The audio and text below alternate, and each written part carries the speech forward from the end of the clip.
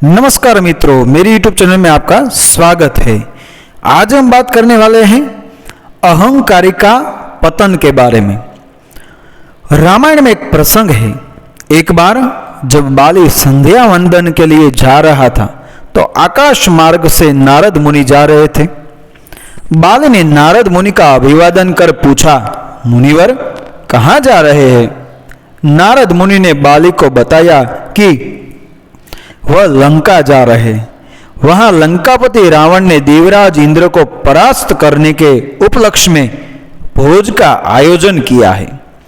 सर्वज्ञात नारद मुनि ने बाली से चुटकी लेते हुए कहा, अब तो पूरे ब्रह्मांड में केवल रावण का ही आधिपत्य है और सारे प्राणी, यहां तक कि देवता गण भी उसे ही शीश नवाते हैं।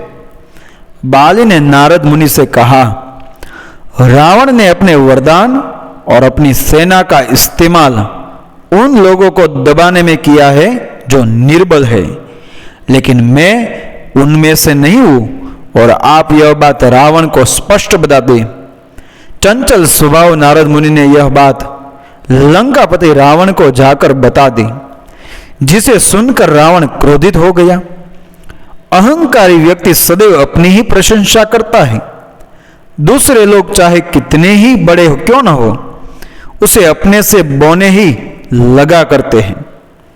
इस तरह अहंकार व्यक्ति के अज्ञान और मूर्खता का परिचायक है।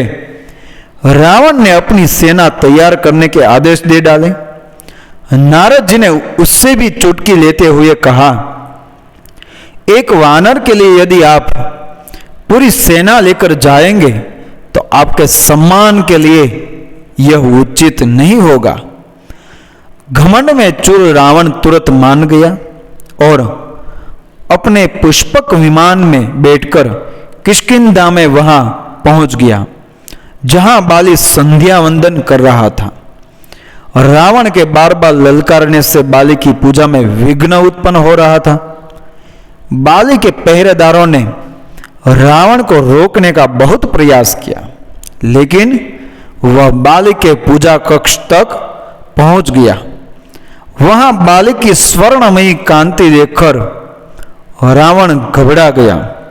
उसने बाली पर पीछे से वार करने की चेष्टा की। शक्तिशाली बाली पूजा में तल्लीन था, लेकिन उसने राक्षस राज यानी लंकापति रावण को नन्हे से कीड़े की भांति अपनी पूंछ से पकड़कर और उसका सिर अपने बगल में दबा दिया। शक्तिशाली बाली ने रावण को अपनी बगल में 6 महीने तक दबाए रखा। फिर बाली ने रावण को खिलौने की तरह खेलने के लिए अपने पुत्र अंगद को दे दिया। अंगद ने रावण के गले में रस्सी बांधकर उसे नगर में घुमाना शुरू कर दिया। बाली पुत्र अंगद ने ऐसा इसलिए किया कि संपूर्ण विश्व के प्राणी रावण को इस असहाय अवस्था में देखे और उनके मन से उसका भय निकल जाए। अधिक गर्व करने से देव, दानव और मनुष्य सभी का नाश होता है। संसार को जीतने वाले रावण की यह दशा देखकर नगर के लोग उस पर हंसते हुए कटाक्ष करने लगे। जरा देखो तो सही, यह विश्व विजेता रावण आज राजकुमार अंगद द्वारा सड़कों पर घुमाया जा रहा है। नगर वासियों की बातें सुनकर रावण शर्मिंदा होकर लंबे लंबे सांस लेने लगा। बगल में दबे रहने से रावण का दम घुटने लगा। उसका घमंड चूर चूर हो गया। उसने अपने नाना पुलुष्य मुनि को याद किया। अपने दोहित्र की दिन पुकार सुनकर पुलुष्य मुनि को अचंभा हुआ कि रावण की ऐसी दशा क्यों हुई।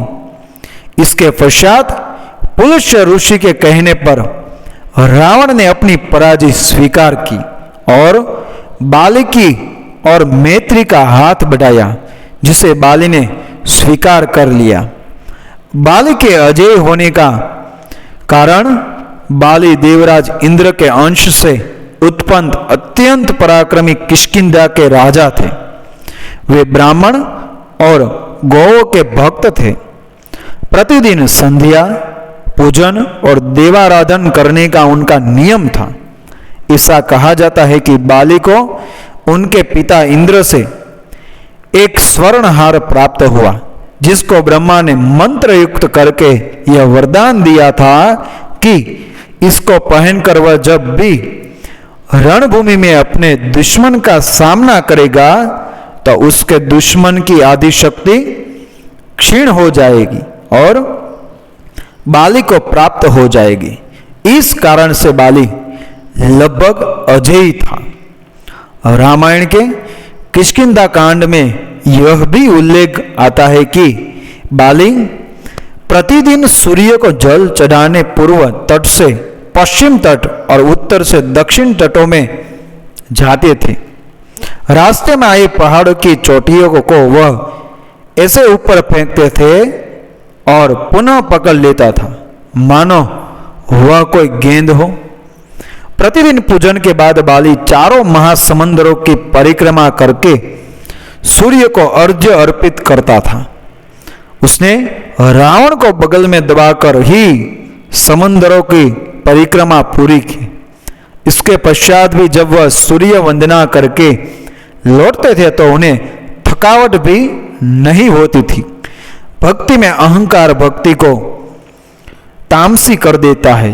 जो लोग यह हट करते हैं कि हम ही सही है, ईश्वर उसको छोड़ देता है, क्योंकि भगवान को गर्व अहंकार बिल्कुल भी नहीं सहाता है।